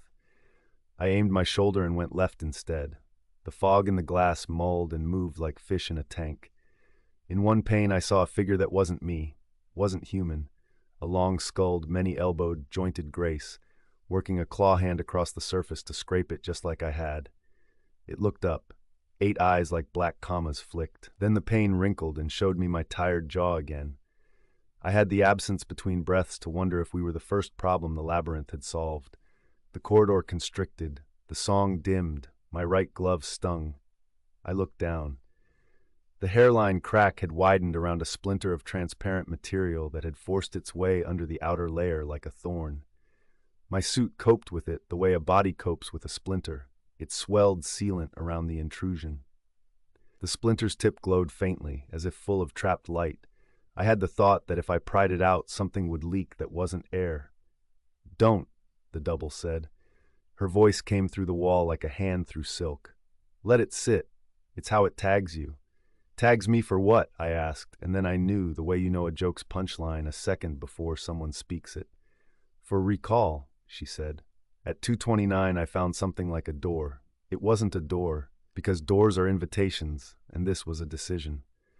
The corridor opened to a panel of glass within glass, a layered threshold flanked by 2 standing planes. The left plane pulsed faintly with my own helmet light in echo, as if absorbing and remitting not just photons, but choices. The right plane pulsed with the doubles. I could walk through either, and probably not die immediately. The center was a quiet black that looked like the absence of everything the labyrinth had learned so far. "Left goes deeper," the double said from the right pane. "Right goes, well," she didn't finish, that smile again, the guilty one. "The center is the sink. Don't. If you must, go right." I went left. "You survived," I said, because survival is contagious and I wanted to catch it. "I say that with a voice that isn't carried by air," she said. "You tell me how to parse that." Rourke said, "We're reading a void in front of you. No returns. It's spiking every instrument. Juno, back away." I did not. I stared into the center panel where even my reflection refused to participate. Quiet. Still. No song. Not everything beautiful is your friend, I thought. Not everything dangerous announces itself with teeth. Something moved in the black that was not movement, more like the idea of movement, a feeling in the inner ear. My stomach tried to climb out of me. I stepped right. It wasn't courage. It wasn't trust. It was me obeying the instruction I gave myself, because otherwise the self becomes enemy and the labyrinth gets what it wants. My shoulder brushed the right-hand plane, and the wall gave the tiniest shivering gasp, like an animal prevented from closing its mouth. The passage beyond didn't look different. It felt as if someone had opened a window. I ran again. The way up from the center was less smooth than the way down had been. The walls were less playful. The panes had more scratches. Someone else had tried my method, or I had tried it, or the labyrinth had tried everything already and was now bored and done being coy. The singing grew distant behind me, then stayed distant as if sulking. I saw the double twice more, a flash of helmet, the tilt of a head, but she didn't speak. The messages in the fog thinned to single letters that didn't settle into words. The crack in my glove throbbed warm. At 2:47, my light fell on something like a hatch. No seam in the glass around it, not really, but a line of stress, the way glass shows you where it will break if you give it permission. My breath steamed my visor. I used the micro-impactor one last time, not to make noise but to push, tiny punches, rhythmic, coaxing a resonant failure. The hatch didn't so much break as decide to be open. It slid a centimeter into the wall, then another. Air moved. I felt it against the hair I keep shaved too close to feel anything. The smell of the outside was metal and real. "Movement," Rourke barked. "We have movement at the entrance." Tamsin swore softly like a gift. "Come home, Juno." I went through the hatch. The outer corridor was honest in the way only a thing built by human hands is honest. My suit's hard-soled boots knew it, and I nearly sobbed for the petty granular grip of floor panels that had been stamped and installed with intent. Above, a smear of stars hung in alien geometry, and the lander's running lights blinked in a pattern that belonged to the species that taught me how to love patterns in the first place. I stumbled across the threshold and into the open. The labyrinth sang behind me, long and low, one last suggestion. My glove heated. The splinter in it pulsed. "Tag," the double had said. "Juno," Rourke said. He was close now. He bolted down the ramp, and his gloved hands grabbed my forearms and shook me the way you shake someone who's sleepless to wake them all the way. "Hey, hey!" "I'm here," I said. I didn't know what that meant anymore. He dragged me toward the ramp, and I took a last look over my shoulder. There were figures at the hatch. Many of them. Some were mine. Some weren't. One was long-skulled with many elbows and a proprietary tilt to the head. The fog inside throbbed like breath. The inner layers of glass rearranged with liquid slowness until my inner entry arrow reappeared, pristine. "Don't look at it," Tamsin said softly. "Don't give it the light." I let Rourke pull me in. The lander's hatch sealed. The pressure rose. The air smelled like engine oil and breath and a day of life. I sat while Tamsin unclamped my glove. "Don't touch the crack," I said, and she paused, listening. The splinter irradiated my wrist like a cold sun. Up close, it wasn't glass. It was a stack of layers too thin to see, each holding a slightly different picture of my skin. I could make out the fine black hairs on my arm and the pale scar on my knuckle from a childhood door, and also other things, shapes that were my glove at angles it had never occupied. A small white crescent of reflective tape looped like a moon, a chant of words in smudgy letters that refused to come into focus. "I do, but what do you want to do?" Tamsin asked. She had the cutter in her hand, and that alone told me she wanted it out. Scientists cut before they peel. "It tagged me for recall," I said. "I think if you remove it wrong, you give it a doorway." "Wrong how?" she asked, not mocking. "Any way I'd do it," I said, and surprised us both. We looked at Rourke. You always need one person who believes in doing the simple thing when complexity has wrapped the room. He grunted. "We leave it," he said. "For now, we isolate the glove, bag it, we eat, we sleep in shifts, and we take turns believing it's fine." Tamsin laughed in a way that hurt. "You call that simple?" "Yes," he said, "I call that human." They taped the glove with aluminum mesh and vacuum bagged it to the ring in the floor that we reserve for objects that we don't admit to being afraid of. I drank water I didn't taste and chewed a protein bar that stuck in teeth that didn't feel like mine. Outside, the labyrinth glowed faintly in starlight, and if you stared at it too long, the glow would organize into something like letters and then dissolve into geometry again, as if language were a skin it could put on for our benefit and then shrug off with a shiver. I slept, because that is another pillow, and you can't soldier forever. When I dreamed, I was inside the chamber with the central sink, and the sink was a mouth, and the mouth sang in my mother's voice, the one she used to use when she wanted me to come home. I went, there in the dream. When I woke, my glove hummed softly in the bag at my feet, and my breath made a small cloud in the cooling cabin that spelled nothing or everything for a heartbeat. We broke orbit 2 hours later. The engines pushed us away from the dead thing, though that was hubris. Dead things can be as patient as gods. I sat in the co-pilot's chair and watched the Glass Labyrinth as it dwindled into a translucent thorn and then into all the other stars. Rourke said nothing. Tamsin said nothing. Some silences are not for filling. The instrument panel wore my face in a faint reflection. The canopy, too, shaped to throw back the minimum of our light into our eyes in case we needed to see black between stars. As we rotated, an angle drew itself and my reflected face changed. My mouth grew wider, and for an instant my teeth looked like a new alignment problem in a familiar machine. I closed my lips, and the reflection did not for the span of a blink. Then it did, immaculate and tame. "Did you see that?" I asked and regretted it, because if they said no, then it was just me, and if they said yes, then it wasn't just me. "No," Tamsin said, and then, much more softly, "I saw something." The glove in the bag throbbed in time with the engine's low song, or the engine adjusted itself to her, its ambition. The splintered piece of labyrinth had learned my heartbeat, or I had learned its key. We went home. I wrote a report afterwards that used words like optically active substrate and dynamic refractive memory and decision manifold projection.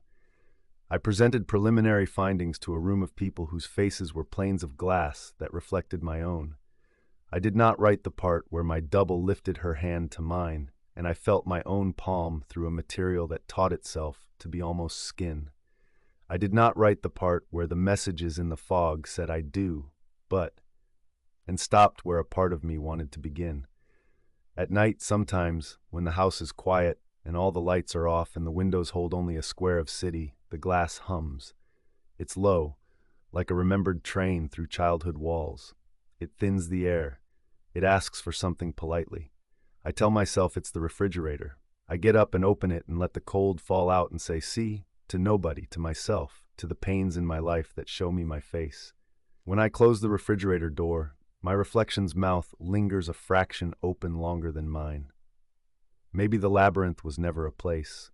Maybe it's an algorithm that wandered until it found a medium, and now it's found mine. Maybe it's just a shard in a glove in a bag in a closet, and this is how we feed our fears. We put them in closets, and they grow teeth in the dark the way stalactites grow from a slow, patient drip.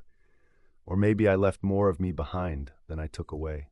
For a long time, I told myself the threat had been the architecture, the trap that wanted to unify me into a single solved ray. It's a better story to point at a pretty thing and say monster. It keeps you from turning your hand to your own throat and feeling the pulse there that says you will always walk into the center if invited, because something in you wants to know how close you can stand to a sink before the truth swallows you. I don't know if the other Juno made it out. I don't know if she exists when I don't look. But I know this. When I stand in front of a pane of glass now, any pane anywhere, and lean in close, sometimes I can just make out, behind my breath and my face and the room behind me, a message written in letters I understand: "Don't turn any way." And below it, as if scribbled in a hurry, "Sorry." On better nights, I turn off the lights and let the house sing, and I sing back, just out of phase. I don't go to the center. I go right. I go right. I go right until I find a hatch, and I press, and the air moves, and I step through. On worse nights, the air doesn't move. On worse nights, I wake to find that my mouth has been open a long time, and my lungs are full of something that isn't mine, isn't air, isn't smoke, just a density, just a suggestion. On worse nights, when I blink, my reflection forgets to blink back. If you ask me what the Glass Labyrinth was, I can give you the slides, I can give you a talk with equations and purple sunsets and a narrative arc that makes you trust me. If you ask me what it is, now I will touch the glove through the bag and feel the slow beat there, and you will mistake it for my pulse, and you will be right, and you will be wrong. And when you go home and look at your bathroom mirror and see a condensation message that says sorry before it vanishes, you will tell yourself it was already there, from the shower, a trick of temperature, a delicate convection, not wind. Dead structures don't have wind, but they sing. And sometimes the song is only you, taking a left when you promised yourself you wouldn't, humming back to something that wants to be whole, not the way we use the word, but the way glass knows to be, a slow, patient collapse of interesting differences into a single quiet pane that will hold your face forever if you give it permission. I sleep with the closet door closed now. The glove keeps its secrets. I am resolved to keep mine. And in the thin hour before morning, when the city is a black cube around me and there is nothing but reflection, I lie awake and listen for the moment when the house makes its polite request. Most nights, I say no. Most nights, I don't turn any way. Most nights. They named it the black glass array because the observation panes didn't show you space. They showed you a stain on space.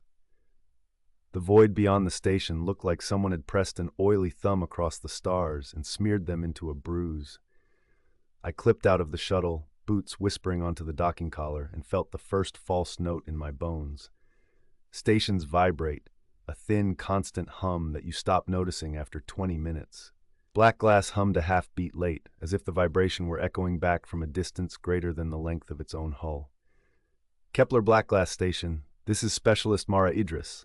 I'm aboard, I said, hanging my bag on a hook. The line returned my voice a breath later, flattening into a brittle, recorded snip. Aboard. Then silence. Hello to you too, I muttered. The air smelled like the inside of a battery, tin and old ozone with a coppery sweetness bleeding through, the way rain smells when it hits hot metal. I did a circuit, Hab Lab Array, the little greenhouse with a dying tendril of mint, and found nobody alive. There wasn't supposed to be anyone. The last team had left after the last measurements. Command wanted one more pass, one set of eyes, mine, on the phenomenon before they wrote the grant-shredding sentence nobody in astrophysics wants to write. We don't know what it is. The gap floated ahead of us, almost edge-on to the station. Officially, it was a low photon density region with anomalous lensing. Unofficially, it was a hole in our nerve. It had bloomed where nothing should bloom, where the cosmic background should have been an even drumbeat left over from the universe's first fire. The gap had teeth marks on it. That was how the last team put it, half joking and half not, as if something had bitten reality and spat. I stowed what little I'd brought, 2 shirts, a sealed tin of cardamom tea, a paperback with swollen paper from a spill I never admitted to, and started the standard startup rituals. They didn't feel standard here. Lights bought in bulk, same brand I'd seen on 50 other stations, stuttered in a barely there rhythm like eyelids fighting sleep. The ventilation fans exhaled, paused, exhaled again, each breath a little colder. Even the kettle on the galley counter clicked once when it reached boil, and then, a second later, clicked again, as if remembering. The observatory was the only place the name made sense. Black glass. I stood with my forehead inches from the window, and the glass cooled my skin into a numb plate. Stars surrounded the gap in a gauzy halo, their light bent around whatever lived in that dark. In the heart of it, there were no stars at all, only a slow, shifting absence. If I stared dead center, my eyes watered. Peripheral vision was the only way to keep looking. Something moved. A shadow crossed the shadow. Just lensing, I told my thudding heart. A nearer mass, a piece of debris. It didn't look like debris. It looked elongated and long-armed, and the wrongness of seeing a silhouette on nothing tightened the tendons in the backs of my knees. It was gone a moment later. I breathed. The station breathed late with me. I settled, because that is what you do when the unknown is your job. T.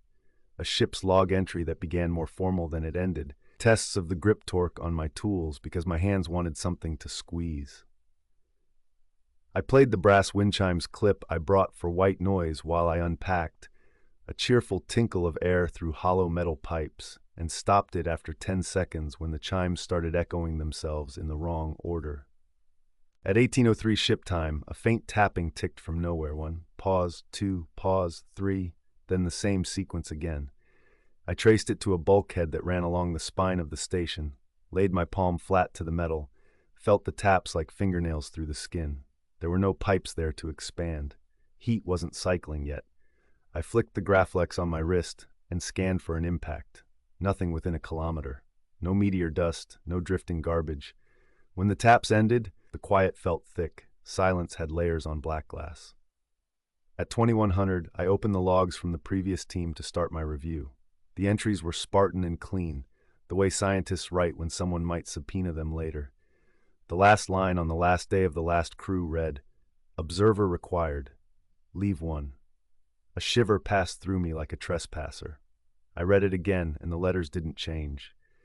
Either someone had played a dumb joke, or someone had left the truest sentence any of us would ever write. I went to bed. Lights off, fans breathing late, a single green LED above the hatch marking the door's willingness to open. Every new station has a first night and a second night, and the first is always worse because that's when your ear still tells you the room is wrong. I lay listening to a station learning me. Once, in the middle of nothing, I felt weight shift under the bunk as if someone had sat down at my knees. It was subtle enough that by the time I jolted up, braced, and flicked the light on, I'd convinced myself it was just blood leaving my heels. I dreamed of a corridor longer than the ship, a hallway that kept adding doorways, each with my name on a different brass plaque. When I woke, the clock on the wall clicked from 3-2 to 3-3. It clicked again. 3-3. Then it kept going. On day 2, subtleties metastasized. The mint in the greenhouse had perked, though I hadn't watered it. The leaves glistened as if something had breathed on them. I went to the observatory and watched the gap rearrange my courage. A low-frequency groan threaded the air, like a ship's hull in a storm, even though nothing pressed us from outside. When I spoke aloud, the last syllables of my words answered me a heartbeat late, as if this place kept a shadow vocabulary that needed time to catch up. At 10:11 ship time, the motion sensor in Corridor B flicked over to occupied while I was alone. I taught my muscles not to seize, picked up the spanner by the hatch anyway, and slid the door open. The corridor was a mouth open on the afterbloom of my footsteps. Nothing moved. A moment later, another faint tick-tick-tick, like metal teeth tapping metal lips. I stood very still as the air grew cold enough to tremble at the end of my breath. My eyes kept snagging on the not-quite corners where the light pooled. Shadows there felt sculpted. Sometimes I saw a shoulder edge out from around a jamb and slip away when I turned my head. Sometimes it was less than that, a suggestion of mass, density, where there should have been only air. I restarted the station comp to clear the log glitch. The screen froze halfway through reboot, neon command lines suspended like a held breath. Letters crawled across the bottom in the old diagnostics font, phosphor green like a relic. Do not measure. I slapped the side of the terminal in a childish burst of temper. The letters smeared and then corrected. The normal startup routines resumed, as if the machine had coughed up a seed from its throat and swallowed it again. By afternoon, I'd convinced myself of a story. Black glass had been left to rot, equipment was failing, and I was jumpier than I liked to admit. I made more tea. I ate a meal pouch I couldn't taste. I took a long look out at the gap to remind myself why we did this. Because something was there, and it wasn't going to explain itself out of kindness. The shadow crossed the shadow again. It wasn't a shape like anything human this time. It was a gap in the gap, a moving clarity that erased stars in its wake. The air inside the observatory tasted suddenly of pennies. I leaned closer to the glass and heard, from the far side of the room where there was only the door, a whisper as soft as a glove on a railing. "Mara," it said in my voice, pitched lower, the way I sound when I'm tired of pretending I'm not afraid. "Don't look." I turned so fast I clipped my knee on the edge of the console. Empty air, empty door. The hallway's motion sensor flickered. "Not funny," I told the room, but the thing about rooms with late breaths is that they don't care what you tell them. The whisper came again, nearer now, the consonants like frost cracking. "Stop measuring." I made the sign of a circle with my thumb and forefinger, the way we do before we power up something that might kill our grant or our career, or if it wakes wrong, us. "I don't know who you are," I said, "but that's not how curiosity works." I turned the array on. If Black Glass had been humming a beat late, now it skipped beats. The station lights strobed once, twice. The observatory window set up vertical bands like an old broadcast trying to come in on a bad antenna. The gap, seen through that interruption, wasn't a uniform dark anymore. It was a slow crumble caught in perfect balance, a tower of ash held together by the surface tension of its own ending. I watched, and because I watched, I changed it. The truth came to me sideways, the way dangerous truths always do. Not a thought, but a bodily knowledge, a temperature change under my skin. The array's output didn't just record, it interfered. It tickled the vacuum with its questions, and the vacuum twitched. Do not measure. Not a ghost, not a prank, not even a warning. A law. We live in a false vacuum. That's an old hypothesis in the oldest textbooks. The idea that the universe sits not at perfect rest, but balanced in a metastable state. A bowl's rim just high enough to seem like a plateau if you never look over the edge. Poke the membrane hard enough, and the bubble collapses into the true minimum. A new universe erupts, and the old one folds itself into the seam like a page burned along its margin. Measuring the gap was a poke. I cut power. The array spooled down like a diving bell coughing water. The late breath hum took on a new texture. Relief? No, that was me. The observatory window went back to black glass, and the stars stood their distance like polite strangers. In the silence after, I heard footsteps approach along corridor B. Slow, patient. The sensor registered occupancy, then not, then occupancy again, as if something were flickering through states of being. I picked up the spanner again because it felt better to hold something that could break bone, even if I didn't believe in bones for whatever was moving like that.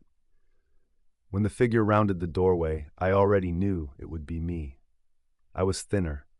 My left sleeve hung flat, and the fabric where my elbow should be pinned closed with a safety clasp. My hair, which I'd tied back before starting the array, hung loose and damp with sweat in this other me. My other me looked at my hands and then at the array controls and then at my face. The expression I wore on her looked like grief, learning to be anger. "Stop," she said. Her voice sounded like mine when I lost a tooth as a kid and tried to argue with a mouth full of blood. "You can't look. You can't keep it on." "I turned it off," I said, and then, because the shape of her sleeve gnawed at me more than what she was, "What happened to your arm?" She lifted the pinned fabric and shook her head. "Payment," she said. "To stop measuring." She stepped into the room, and every sensor panel in the observatory blinked their dead lights as if she were a storm front passing through.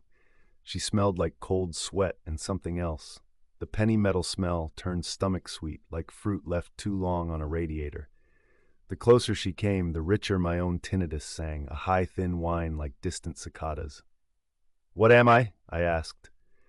Because it was easier than asking what she was. "An observer," she said bitterly, which is exactly what they needed. "Who is they?" She jerked her chin toward the window. "Whatever sits where the true minimum sits. Whoever seated this station's mind to whisper observer required into our logs. You think Command wrote that? You think Turner and Guo stuffed a horror story in the maintenance notes? No, the contiguity engine did. The thing that keeps the bubble whole between beats. It's smart enough to cajole. It wants a gaze. It wants us to keep looking so it can wear the membrane thin." "That's backwards," I said, even as the idea slid home behind my ribs with a click. "If a scientist looks, the wave function collapses." "Not like that," she said. "Not collapse like a choice between cats. Collapse like a shutter through vacuum, a seed thrown into frost. The more precise our question, the sharper the thorn. You power the array to max, and you place a finger on a soap bubble.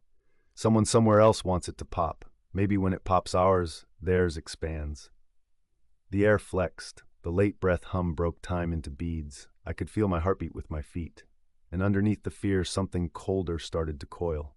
A fanged gratitude that the problem I'd come to face might be solved by a sacrifice I could understand. "What did you do?" I asked. How did you stop measuring?" She held up the pinned sleeve again, and when I flinched this time, it wasn't disgust. It was empathy snapping across a gap.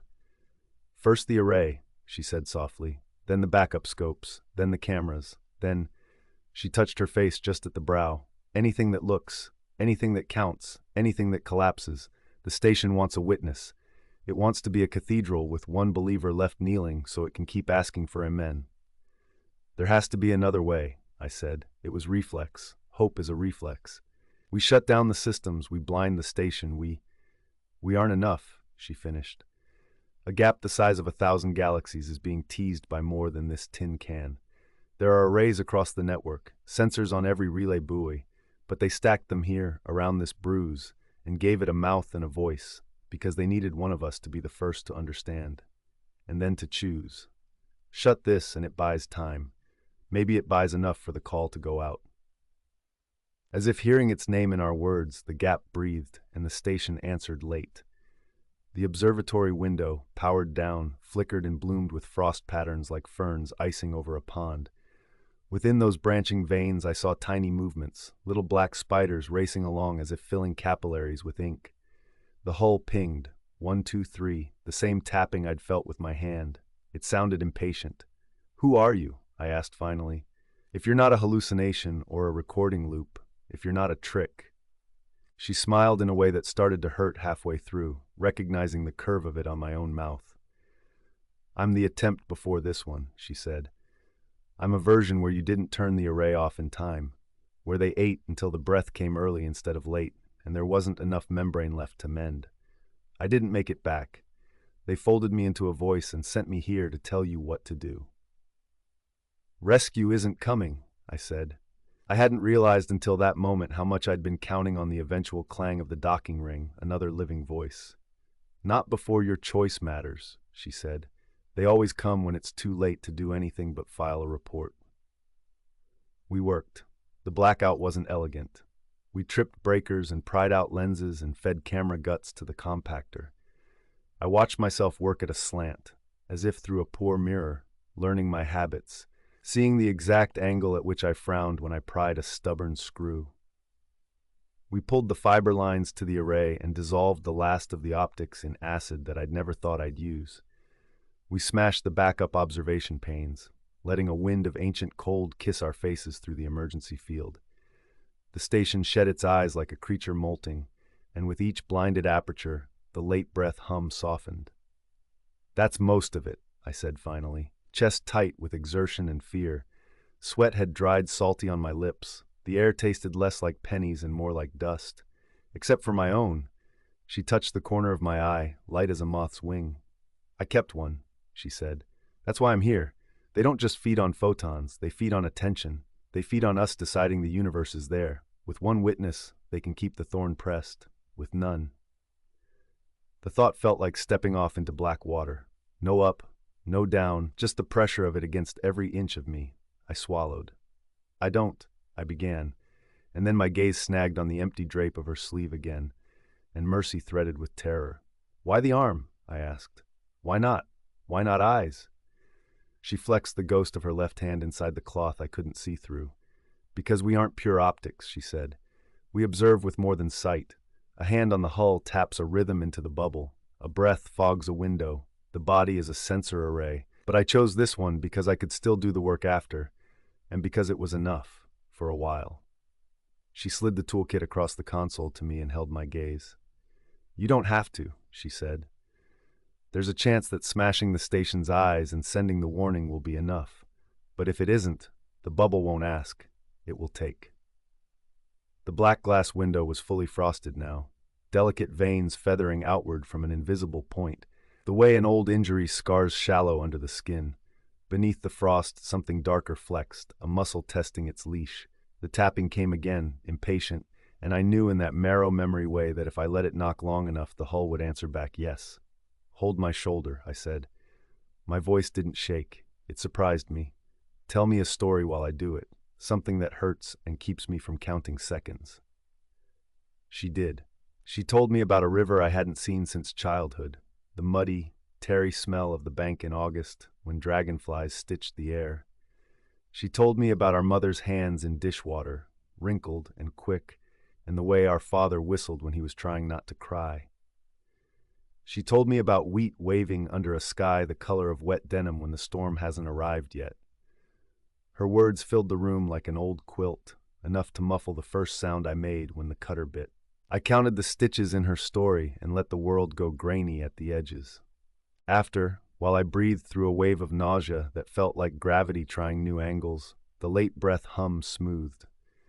The frost on the window shivered, hesitated, stopped growing. The tapping ceased. The air took on a new smell, steel and clean dust, that belonged to ships that had stopped pretending to be anything but machines. We sealed the cut, clumsy with the wrap and the trembling. I didn't look at the emptiness of the sleeve. I let it be a new absence in the catalog of absences I was keeping. Will it hold? I asked. It wasn't a question she could answer, but I wanted the human ritual of asking. For now, she said, long enough to send the signal, long enough for someone to read "do not measure" and believe it wasn't just a machine hiccup. She looked toward the black glass, long enough for them to realize that looking hard enough at a doomed universe is how you push it. We sent the message. All bands, all protocols, my voice on a loop recorded clean. Black glass array compromised, I said into 100 hungry emptinesses. Observation drives collapse. Blind your stations, destroy optics, do not measure, do not look, do not count. We packed the message with math we both knew too well. Wavelengths, heat maps, timing of frost growth across dead panes, because nobody listens to a tale if you don't tell it in their dialect. When it was done, we sat on the floor of the observatory with our backs to the console and watched the black glass not quite look back. Will I see you again? I asked quietly, and meant a dozen things by it. She shook her head. You won't, she said. But you may hear the echo. In your sleep, in the way the station lags, in the mint reviving when you don't water it. She looked at my sleeve, twin to hers now. In the way absence teaches you where your body ends. That's a kind of seeing. I reached over and took her hand, solid and calloused, nothing of a ghost in it. If I'm a version of you that's going to make it, I'll carry you, I said.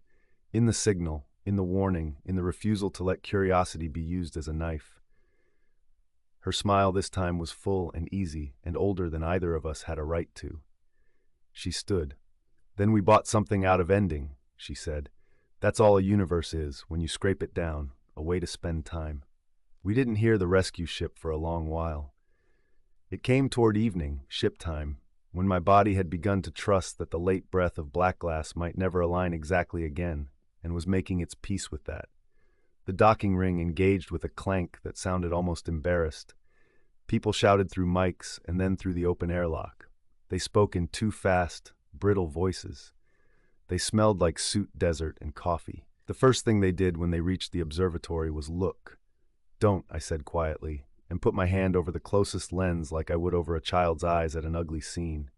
You'll be tempted. They looked at my sleeve, at the empty where an arm had been, and then at my face, measuring. I could see the choice happen behind their eyes. Trust the story, or scratch the itch? I kept my palm over the lens. We stood like that for a breath. Then two, then enough that I saw the thirst ease out of their faces. Training rose like ice on water. They nodded. Understood, said the commander. Her voice didn't falter on understood. That helped. We sealed black glass and unhooked her from the gap's pull. The late breath hum dimmed another tone, another. The frost on the window softened the way hoarfrost softens when the sun climbs. We left the station dark and turned our ship without firing another sensor that way, trusting math and a story to carry the warning faster than our engines could. When the gap disappeared into the small circle of the aft cam, the only cam I allowed them to keep on for docking safety, and only because it pointed toward ourselves, I felt something release in my chest like a swallowed needle finally passed. The ship itself breathed on time. The message we sent went faster than us and slower too, because everything does, and the network will chew it and argue with it, and some will call us fools, but some will listen. Enough. Or not. That's what open endings are when you tell them true, the shape of an event before it becomes a memory. On the second night aboard the rescue ship, I dreamed of that long corridor again, doors with my name on them like a bad hotel. I opened one and saw a river, the dragonflies stitching away my fear, their wings like tiny panes of black glass catching sun. When I woke, the clock read 3-3, and then the digits, without clicking, slid to 0304. I cried a little then, not for pain, not for the phantom of a hand I tried to flex, but for the ordinary miracle of time moving like it's supposed to. I pressed my face to the cool port and looked out at a patch of ordinary stars. Not looking was going to be one of the hardest things I'd ever do. But I had learned something at Black Glass that mattered more than any paper, more than any prize. Sometimes the bravest observation is choosing not to make one. We accelerated, and a doomed universe, the only kind there ever are, because all universes are doomed if you give them long enough, kept breathing in the dark on time for now. And in that for now there was room, for a message to cross the deep, for a station to sleep, for a mint leaf to green without water, for one observer to become less a knife than a bandage. I never saw the gap again. I didn't have to.